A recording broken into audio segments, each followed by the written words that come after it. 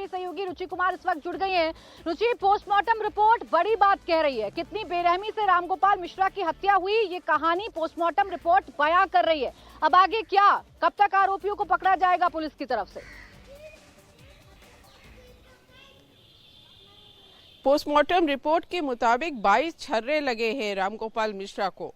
अब पुलिस ये कह रही है कि क्योंकि जो अब्दुल हमीद है नेपाल, वहाँ से मुश्किल से 50 किलोमीटर उनका घर है, वहाँ से तो उनका कहना है कि नेपाल शायद वो भाग गए हैं, अब्दुल हमीद और उनका पूरा परिवार। तो पुलिस की टीम्स लगी हैं वहाँ पर, पूरे गांव में, पूरे इलाके में एसटीएफ की कई टीम्स घूम रही हैं जो आरोपी हैं उनको पकड़ने के लिए। लेकिन फिलहाल पुलिस को कोई सुराग हाथ में नहीं लगा है।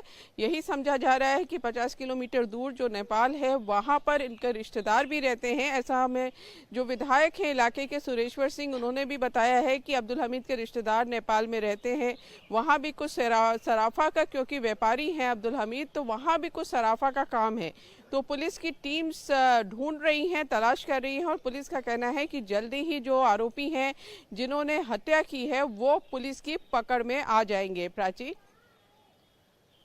ठीक है, अब्दुल हमीद को जल्द से जल्द पकड़ने की कोशिश यूपी पुलिस की तरफ से की जा रही है, तो दूसरी तरफ जो पीड़ित परिवार है या पूरा का पूरा जो गांव है वो यही मांग कर रहा है कि उनके बेटे को जल्द से जल्द इंसाफ दिया जाए।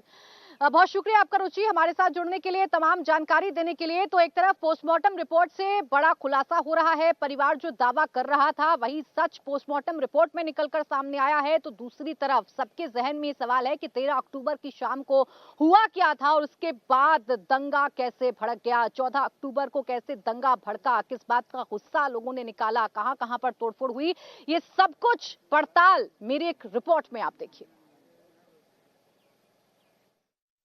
यहाँ पर मैं मौजूद हूँ, यहीं पर जुलूस मौजूद था, इसी रोड पर जुलूस मौजूद था और इसके ठीक सामने मेरे कैमरा सहयोगी आपको दिखाएंगे इस वक्त तस्वीरों में, मेरे ठीक सामने इसी रोड पर यहाँ पर मस्जिद है, यानी कि आप कह सकते हैं कि लेफ्ट हैंड साइड पर मस्जिद है और इसी मस्जिद के ठीक सामने यानी कि इस सड़क पर जुलूस था, डीजे था, लोगों का हुजूम था, भीड़ थी, पुलिस भी साथ में थी, बाकायदा रूट तैयार किए जाते हैं, बाकायदा इंतजाम प्रशासन की तरफ से किए जाते हैं जब इस तरीके के धार्मिक जुलूस निकलते हैं। अब यहाँ इस मस्जिद के सामने खड़े होकर जब डीजे बज रहा था या गाने बज रहे थे तो आपत्ति जताई गई मुस्लिम पक्ष की तरफ से कि आप इन गानों को बंद करिए।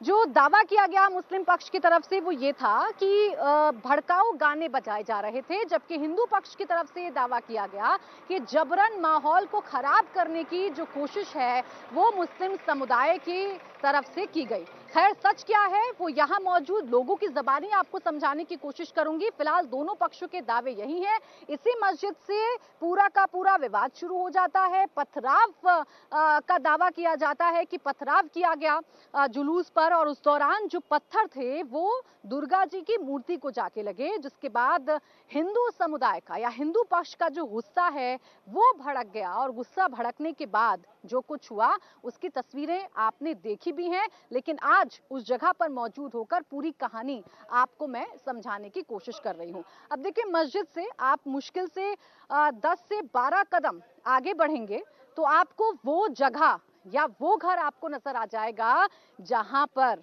एक शख्स की जान चली गई या एक शख्स की हत्या कर दी गई।